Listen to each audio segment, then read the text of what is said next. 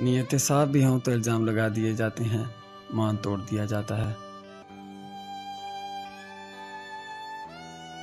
हम हर गलती पर ये सोचते हैं कि आइंदा इन हालात में ये गलती नहीं करेंगे, लेकिन हर दफ़ा हालात भी नए होते हैं और गलतियाँ भी।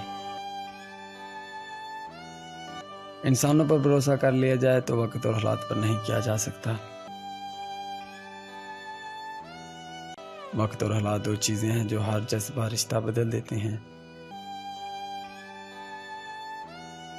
बाज़ औक़ात आपको अपने मुतल्लिक़ कही गई बातों पे इतना दुख नहीं होता जितना इस बात से दुख होता है कि ये बातें इस शख्स ने की हैं,